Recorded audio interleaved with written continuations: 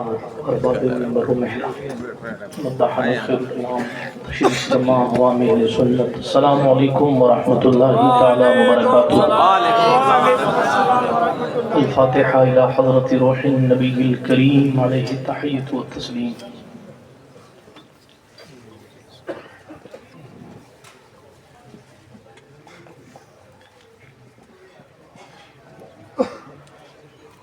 صلی اللہ تعالی علی خیر خلقہ ونور عرشہ وزینۃ فرشہ سیدنا و مولانا محمد وعلی آلہ وصحبہ اجمعین برحمتک یا ارحم الراحمین بحق لا الہ الا اللہ محمد رسول اللہ صلی اللہ تعالی علیہ وعلی آلہ وصحبہ وسلم.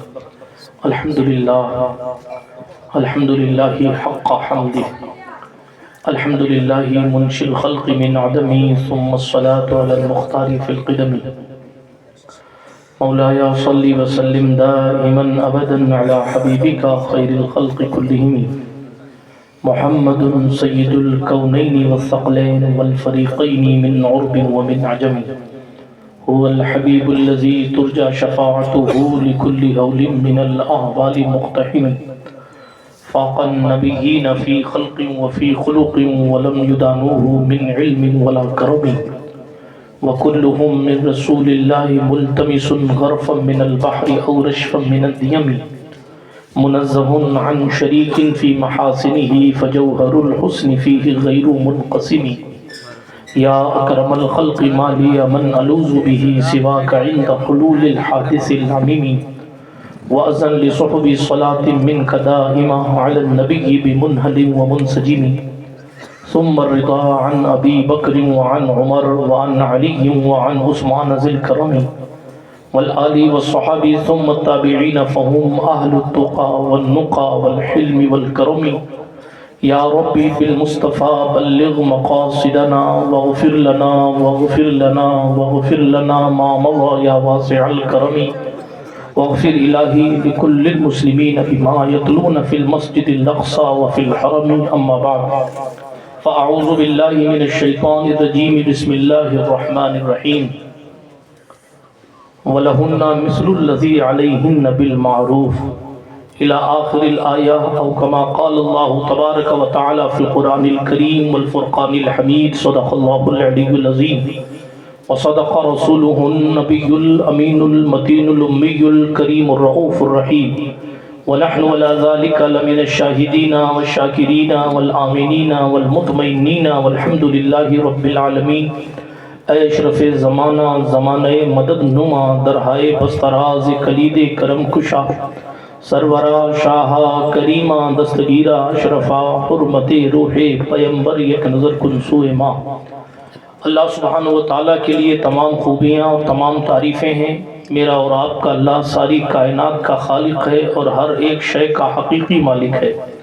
جس کو چاہتا ہے عزتیں رفعتیں بلندیاں دیتا ہے، ہدایت سے نوازتا ہے، ولایت کی منزلیں عطا فرماتا ہے، نبوت کا مقام دیتا ہے، رسالت کے درجے نصیب فرماتا ہے. جسے جو چاہتا ہے دیتا ہے، جس سے جو چاہتا ہے لے لیتا ہے. تمام خوبیاں تمام تعریفیں اسی کو زیبا ہیں. صلاۃ و سلام نبیوں کی جماعت پر، بالخصوص اس ذات ستودہ صفات پر جو امام الانبیاء والمرسلین ہیں. آئیے انہی کے دربار عالی وقار میں جی لگا کر درود شریف کا نذرانہ پیش فرما لیں. اللہم صلی علی سیدنا نبینا موانا و ملجانا محمد وعلی آل سیدنا و مولانا محمد صلاة تنجینا بها من جمیع الاحوال والآفات وتقضی لنا بها جمیع الحاجات وتطہرنا بها من جمیع السیئات وترفعنا بها عندك على الدرجات وتبلغنا بها اقصى الغایات من جمیع الخیرات فی الحیات وبعد الممات انك قریب مجیب الدعوات وانت على كل شیء قدیر. اللہ پاک کا احسان ہے کہ اس نے ہمیں اور آپ کو اس پاکیزہ بزم محبت میں بیٹھنے کی توفیق نصیب فرمائی ہے. بڑی دیر سے آپ حضرات بیٹھے ہیں، اپنے بیٹھنے پر ناز کریں کہ آپ بیٹھے ہیں.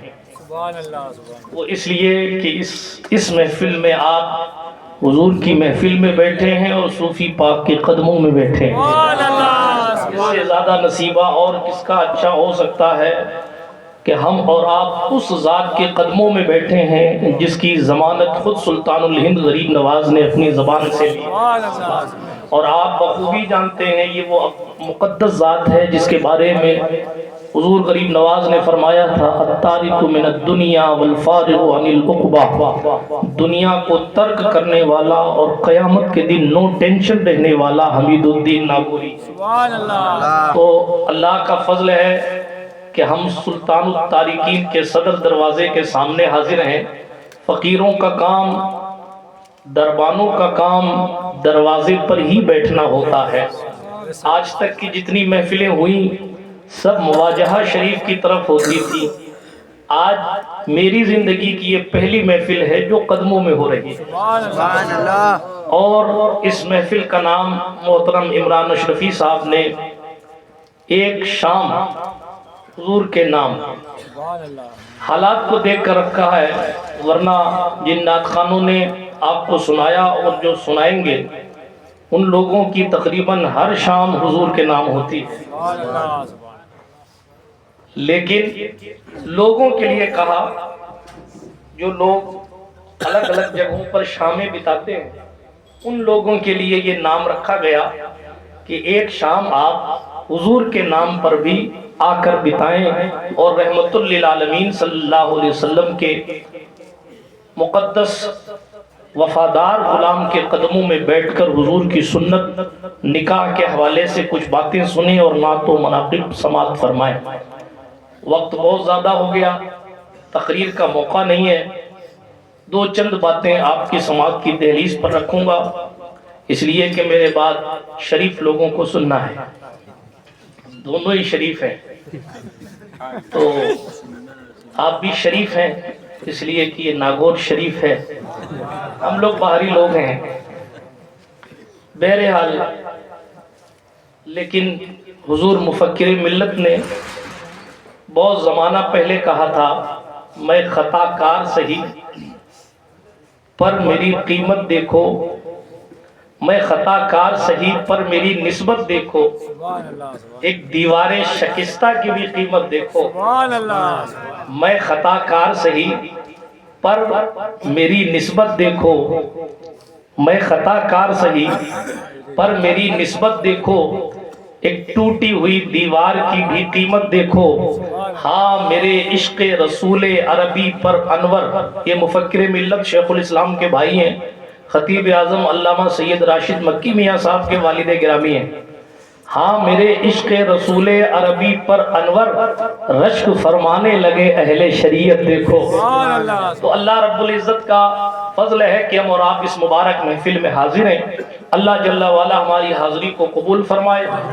دل کی عطا گہرائیوں سے مبارکبادی پیش کرتا ہوں عمران صاحب کے والد صاحب کو اور ان کے تمام اہل خانہ کو کہ جنہوں نے اس عظیم الشان محفل کا انعقاد کیا اور ملک کے مختلف گوشوں سے مہمان بلائے اور آپ کی میزبانی ان لوگوں نے کی۔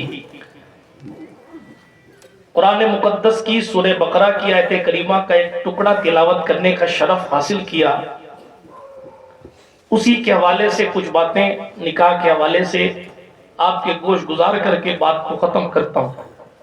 امام اہل سنت کہتے ہیں عرش حق ہے مسند رفعت رسول اللہ کی، دیکھنی ہے حشر میں عزت رسول اللہ کی، لا ورب العرش جس کو جو ملا ان سے ملا، بڑھتی ہے کونین میں نعمت رسول اللہ کی۔ آپ سبحان اللہ کہہ کے تھک گئے، لیکن اگر کہیں گے تو اور گرمی پیدا ہوگی۔ لا ورب العرش جس کو جو ملا ان سے ملا، بڑھتی ہے کونین میں نعمت رسول اللہ کی۔ اہل سنت کا ہے بیڑا پار اصحاب حضور، نجم ہے اور ناؤ ہے عطرت رسول اللہ کی۔ وہ جہنم میں گیا جو ان سے مستغنی ہوا، ہے خلیل اللہ کو حاجت رسول اللہ کی۔ ہاں ہے خلیل اللہ کو حاجت رسول اللہ کی، سورج الٹے پاؤں پلٹے چاند اشارے سے ہو چاک، اندھے نجدی دیکھ لے قدرت رسول اللہ کی۔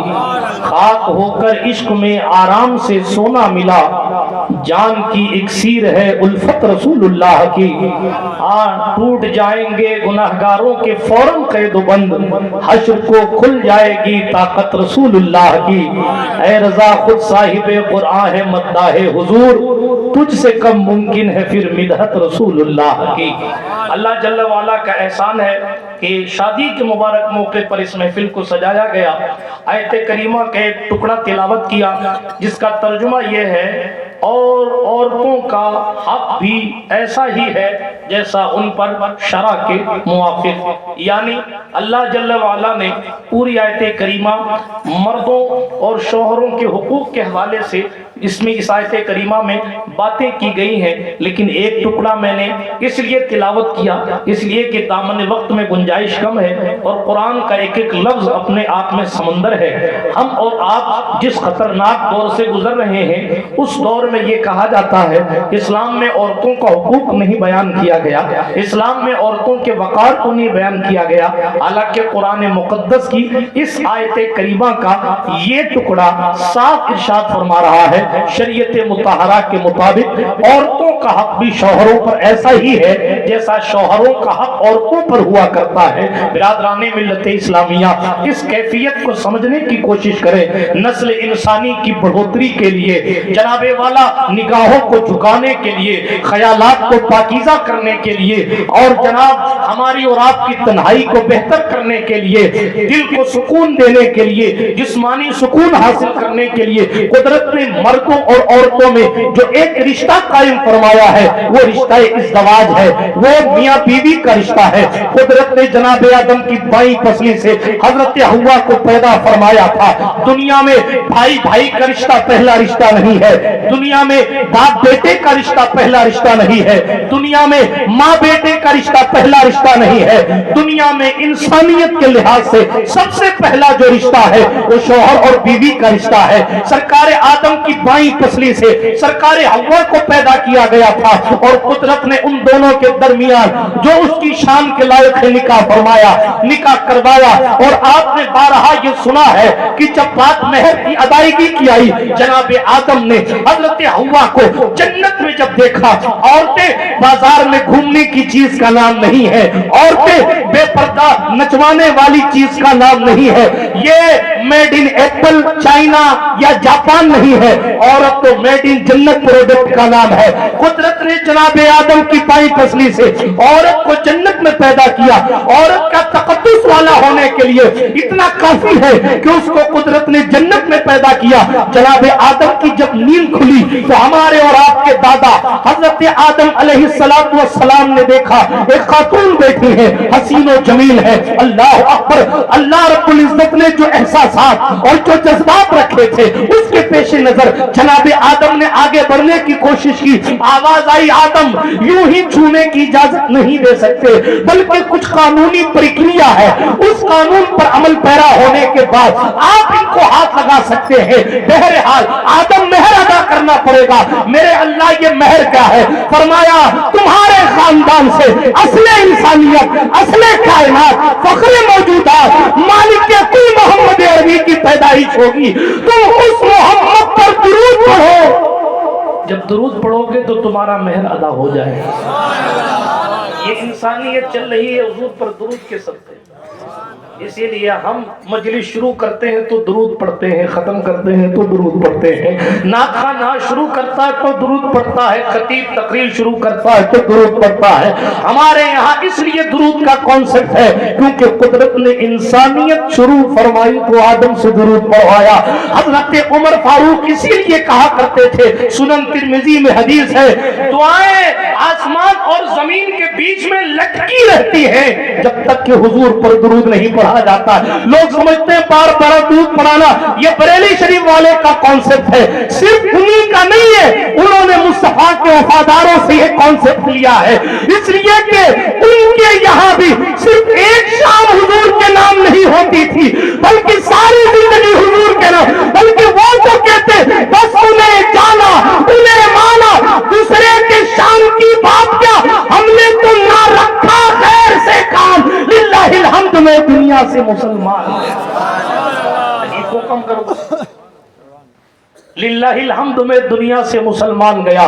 برادران ملت اسلامیہ, مہینہ بھی اس ذات کا ہے جس کی زندگی کا لمحہ لمحہ حضور کے نام تھا, جس کو ہم حضرت صداقت کے تاجدار, یار مزار, یار غار, جانشین مصطفیٰ, رازدار مصطفیٰ, ہم مزاج مصطفیٰ, مزاج شناس مصطفیٰ, جانشین مصطفیٰ حضرت سیدنا عبداللہ ابن عثمان المعروف ابو بکر صدیق رضی اللہ تعالیٰ عنہ, جو فرمایا کرتے تھے, کیا میں بتاؤں کیا کہتے تھے کیا چھوڑتے, اس لیے کہ اگر اس عشق کے مجسمے کی باتیں چلیں گی تو بات بہت دور تک چلی جائے گی, لیکن ایک بات عرض کرتا ہوں, حضور اپنا حجرہ بند کرتے تھے تو دروازے پر ابو بکر کھڑے ہوتے تھے, حضور اپنا دروازہ کھولتے تھے تو دروازے پر ابو بکر صدیق پائے جاتے تھے. اللہ اکبر. ایک شام حضور کے نام نہیں تھی بلکہ لمحہ لمحہ حضور کے نام تھا, لیکن حالات چونکہ ایسے بن گئے ہیں کہ ہمیں ایسے ٹاپک دینے پڑتے. جس نے بھی دیا ہے اس کی فکر کو میں سلام کرتا ہوں کہ ایک شام کے لیے بلایا, کیونکہ لوگ جانتے ہیں شادیوں کے موقعوں پر لوگ رسول کا نام لینے سے بھی گریز کرتے ہیں, اس لیے یہ ٹاپک دیا گیا. شادیوں کے موقعوں پر بے حیائیاں عام ہو گئی ہیں, اس لیے محفل کا یہ نام رکھا گیا, اور یہ سمجھانے کے لیے شادی سرکار کی سنت ہے, اس لیے راتی جوگے بھی حضور ہی کے نام پر ہونے چاہیے. آج اس لیے اس محفل کا نام ایک شام حضور کے نام رکھا. باقی رکھنے والے سے پوچھنا کہ کس لیے رکھا گیا. عرض یہ کر رہا ہوں, رسول محترم صلی اللہ تعالی علیہ وسلم کی سنت ہماری اور آپ کی نگاہوں کے سامنے ہونی چاہیے. قدرت نے جناب حوا کو پیدا کیا, نسل انسانی یوں چلی. اچھا, غریب نواز سرکار فرماتے ہیں, میں نے اپنے مرشد خواجہ عثمان ہارونی سے سنا, خواجہ عثمان سے سنا, ارے تمہارا کام نہیں ہے, بیٹھ لو, تم پھول پہنو, درود شریف پڑھیں. اللہم صلی علی سیدنا وعلی آل سیدنا مولانا محمد طب القلوب ودوائها وعافیت الابدان وشفائها والنور الابصار وضیائها وعلی آلہ وصحبہ صلاۃ وسلام علیک یا رسول اللہ صلی اللہ تعالی علیہ وسلم. باحیات ہیں آپ, ہاتھ اٹھا کر کہیں یا رسول اللہ. تو شریف بھائی بھی آگے ایک بار اور کہہ دو یا رسول اللہ. سبحان اللہ, سبحان اللہ. ابھی آپ کو سننا ہے, شریف باسنی صاحب سیرا سنائیں گے, کتنی کن کن لوگوں کی دعائیں آئی ہوئی ہیں, وہ سب ان کے پاس ڈپازٹ ہیں. ابھی بتائیں گے کہ کن کن لوگوں کی دعائیں آئی ہیں اور کیا کیا لے کر کون آیا ہے, وہ سب ان کے پاس جمع شدہ ہے. ابھی وہ ان سے زیادہ حافظ توفیق صاحب جانتے ہیں, اس لیے ان کو لکھ لکھ کے دیتے ہیں.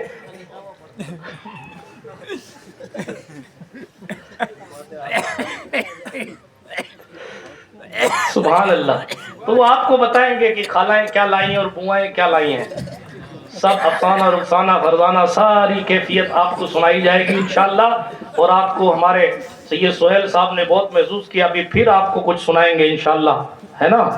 تو کچھ بولو لوگ تو سنائیں گے, کلام پڑھ لیں گے, ان کا کیا جائے گا, تو کل کہیں اور جا کے کلام پڑھ لیں گے.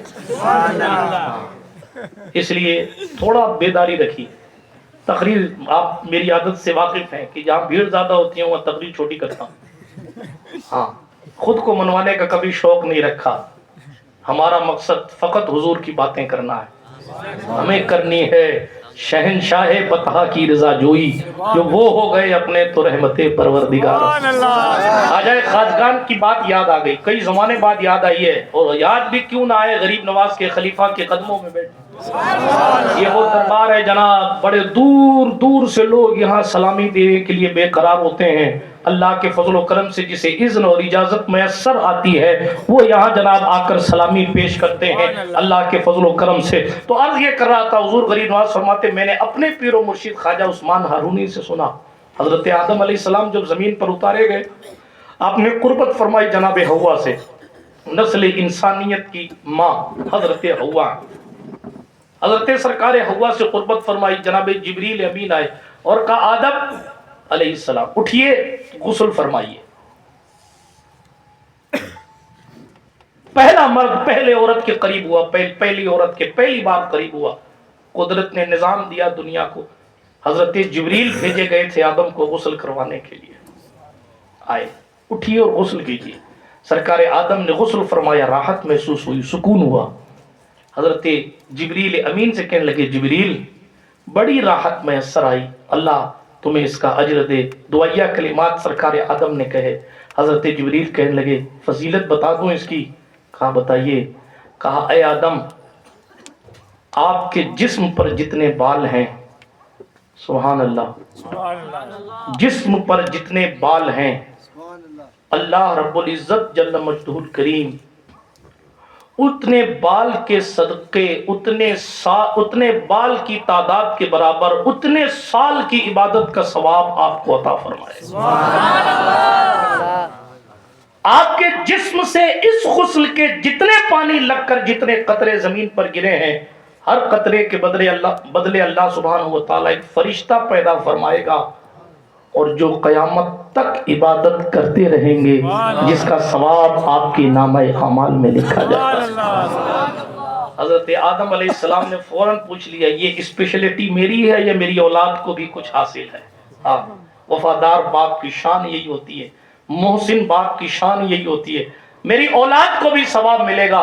سرکار جبریل کہنے لگے اے آدم، جو بھی مسلمان حلال نکاح کے بعد، حلال قربت کے بعد اس طرح غسل کرے گا، اس کو بھی اللہ پاک ہر بال کے بدلے اتنے سال کی عبادت کا ثواب عطا فرمائے گا، اور ہر قطرے کے بدلے فرشتے پیدا ہوں گے، اور قدرت اس کا ثواب اس غسل کرنے والے کے نامہ اعمال میں عطا فرمائے۔ اتنا کہنا تھا کہ غریب نواز کا چہرہ بدل گیا، چہرے پر اللہ اکبر غم کے آثار آئے، آنکھیں اشک بار ہونے والی تھی۔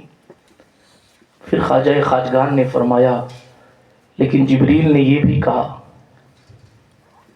اے آدم، آپ کی اولاد میں جو لوگ حرام کام کریں گے، منہ کالا کر کے پھر غسل کرنے جائیں گے، اللہ اکبر رونگٹے کھڑے ہو جاتے ہیں۔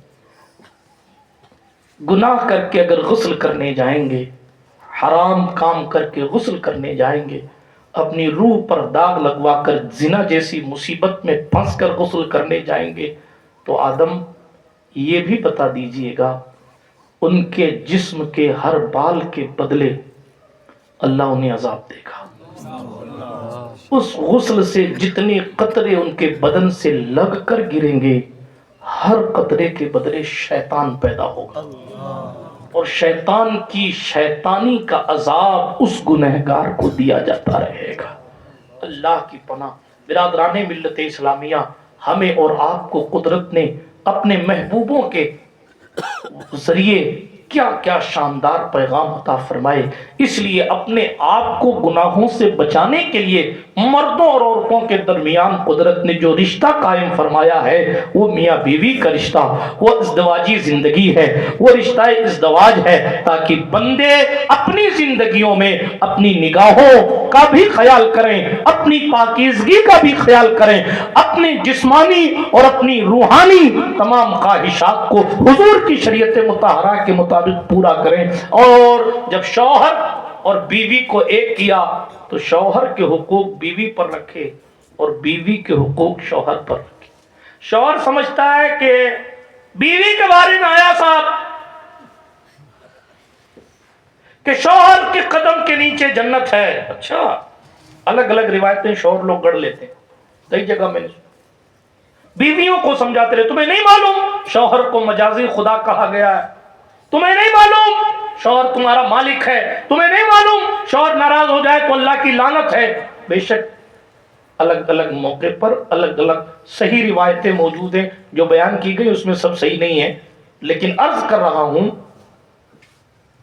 قرآن کا یہ ٹکڑا کہہ رہا ہے عورتوں کا حق بھی شوہروں پر ویسا ہی ہے جیسا شوہروں کا حق بیویوں پر۔ بات سمجھ شریف میں آئی؟ اور آگے بڑھوں، عبداللہ ابن عباس رضی اللہ تعالیٰ عنہ فرماتے ہیں، خوبصورت بات، حضرت عبداللہ ابن عباس فرماتے ہیں جس طرح میں اپنی اہلیہ اپنی بیوی سے یہ امید کرتا ہوں کہ وہ میرے لیے سج سنورے، تو میں بھی اپنی اہلیہ کے لیے خود کو سنوارتا ہوں۔ یہ کون کہہ رہا ہے؟ صحابی ابن صحابی، حضور کے چچا کا بیٹا۔ لوگوں کو جہاں شرم کرنی ہے وہاں وہ بے شرم بنے ہوئے، اور جہاں قدرت نے اجازتیں دی ہیں وہاں پکے متقی بن کر دکھا رہے۔ کنڈیشن یہ ہے الامان والحفیظ، دوسروں کے لیے تیار ہونا. عورتیں بھی خود کے لیے فخر سمجھ رہی ہیں، مرد بھی معاذ اللہ نہ جانے کس نیت سے سرمے لگا کر اور خود کو تیار کر کے اور خوبصورت بنا کر جا کے شادی میں خدا جانے کس طرح کا مجسمہ بنا پڑے گا. کس کے لیے آیا بھائی؟ فیصلہ تو قدرت کرے گی نیتوں کے مطابق. لیکن ہمیں کیا سمجھایا جا رہا ہے؟ عورتوں کے حوالے سے اگر یہ خیال کرتے ہیں کہ وہ آپ کے لیے بن سور کر رہے ہیں تو شوہروں کو بھی چاہیے کہ وہ اپنی عورتوں اپنی بیویوں کے لیے بن سور کر رہے ہیں. بلکہ میں نے ابھی راستے میں سید صاحب کو ایک حدیث سنائی. اللہ کے رسول صلی اللہ علیہ وسلم نے صاف فرمایا اپنے بالوں کی اصلاح کیا کرو، اپنے کپڑے دھو کے رکھا کرو، اپنے بالوں کی اصلاح یعنی اچھے بال کیا کرو، مسواک کر کے رکھا کرو، خود کو سنوار کے رکھا کرو. تم سے پہلے بنی اسرائیلیوں نے یہ نہیں کیا، اس لیے ان کی عورتوں نے بدکاری کی تھی. یہ حضور کی حدیث ہے، جامع صغیر کی روایت.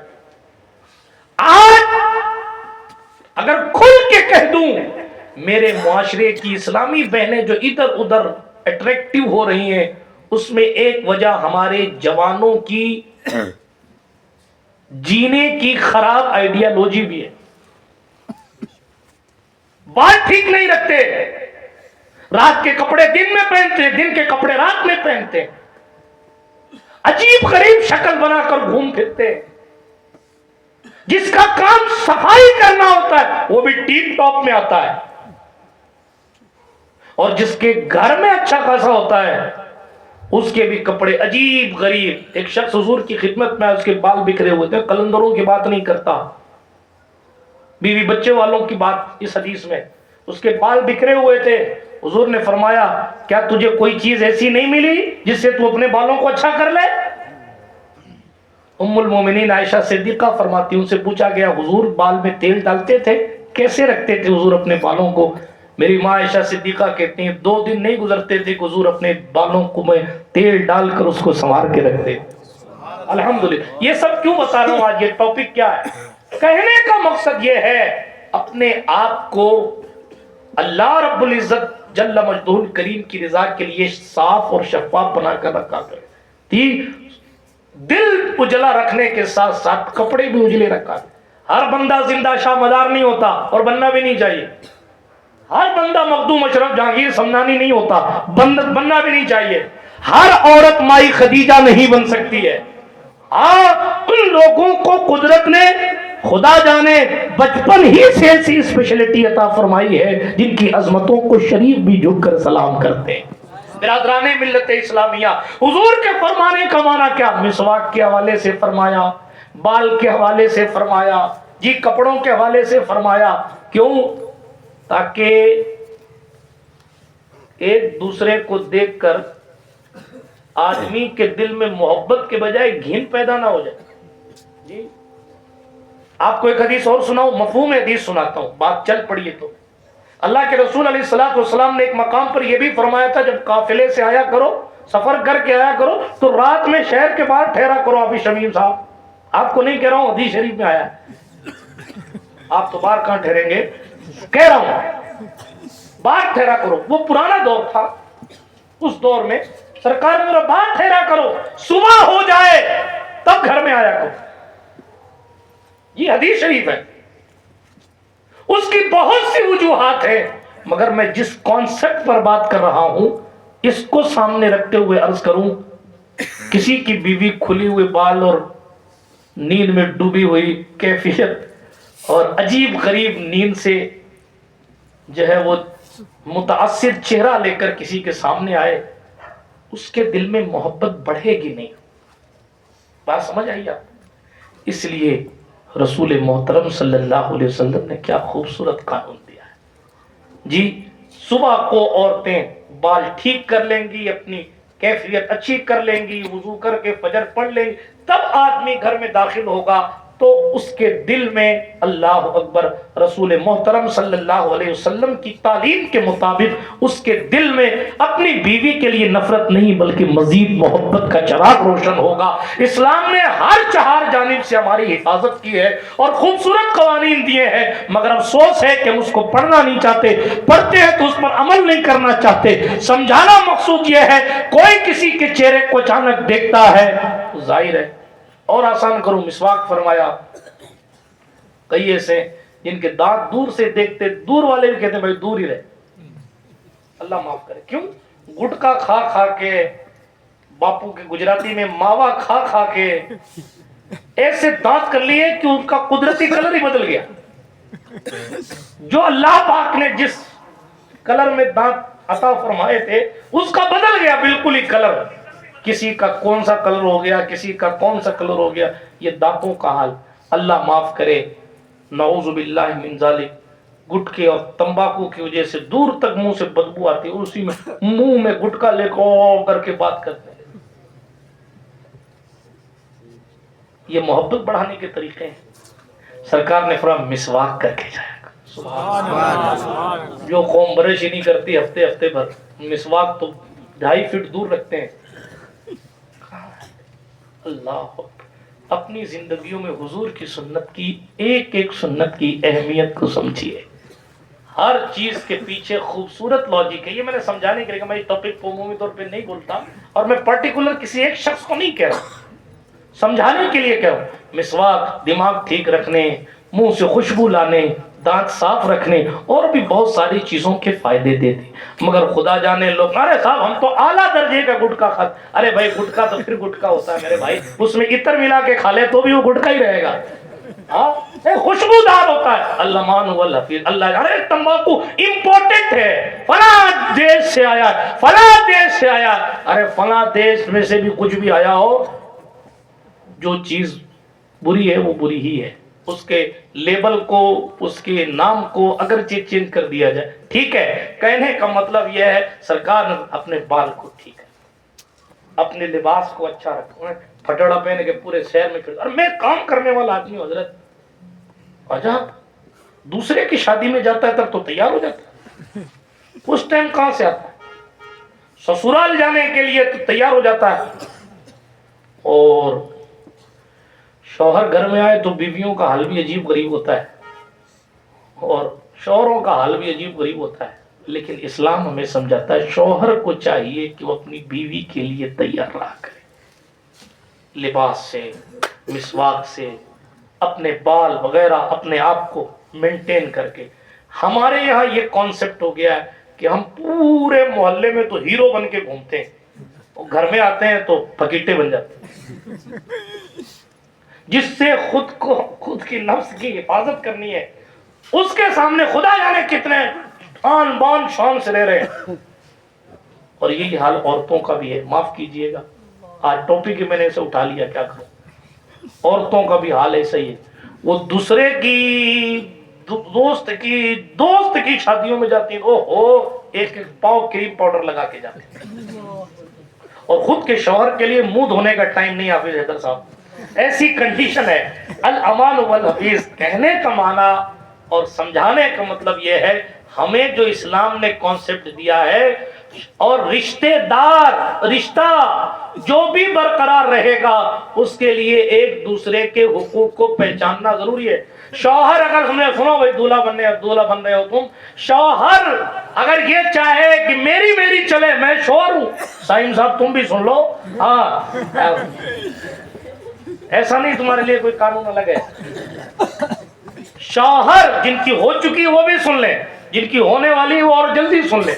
شوہر صرف یہ نہ سوچے میں صاحب میرا درجہ اعلیٰ ہے، مجھے حاکم بنایا گیا ہے لہذا میری چلے گی، اس کی کچھ نہیں چلے، یہ بے وقوفی ہے۔ بات سمجھ آئی؟ ام المومنین عائشہ صدیقہ کہتی ہیں مختار کائنات حضور صلی اللہ علیہ وسلم خود کبھی کبھی گھر کا کام کر لیا کرتے تھے. جس کے تلووں کو جبریل چومتے ہیں وہ تو کچن میں گھر کا کام میں ہاتھ بٹانے کے لیے آ گئے, اور جس کو کتا بھی نہیں پہچانتا وہ کہتا ہم تو مرد ہیں, ہم جائیں گے اپنی بیوی کا ہاتھ بٹانے, ہم کچن میں جائیں گے. سرکار عائشہ پاک فرماتی ہے میرے محبوب کی شان تو یہ تھی وہ اپنی جوتیاں جس کے بارے میں ہم اور آپ مچل مچل کے کہتے ہیں جو سر پہ رکھنے کو مل جائے نالے پاک حضور تو کہیں گے کہ تاجدار ہم بھی ہیں. عائشہ صدیقہ فرماتی ہے بسا اوقات ایسا بھی ہوتا تھا کہ حضور اپنی نالین پاک کو خود صاف کر کے اور کہیں سے بظاہر پھٹ جائے تو خود ہی سی لیا کرتے, اور ہم پروٹوکول میں الجھے ہوئے.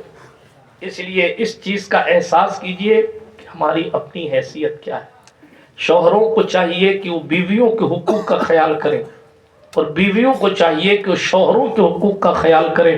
اور شوہر کو بالخصوص آخری بات عرض کروں, شوہر کو بالخصوص یہ چاہیے وہ بردباری دکھائے, برداشت کا مادہ دکھائے, طاقت اور زور آوری کی کوشش نہ کرے.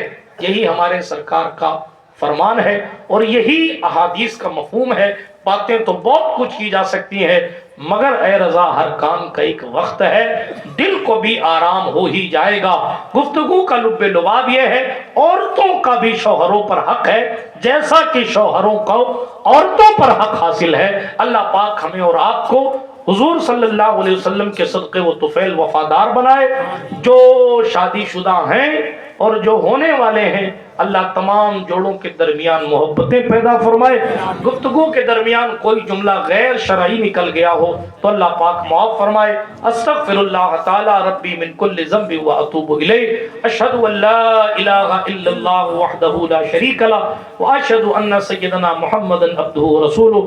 سبحانک لا علم لنا الا ما علمتنا انک انت العلیم الحکیم. وآخر دعوانا ان الحمدللہ رب العالمین. ماہ مدینہ اپنی تجلی عطا کرے. یہ ڈھلتی چاندنی تو پہر دوپہر کی ہے. السلام علیکم ورحمۃ اللہ وبرکاتہ. وعلیکم السلام ورحمۃ اللہ. سبحان اللہ.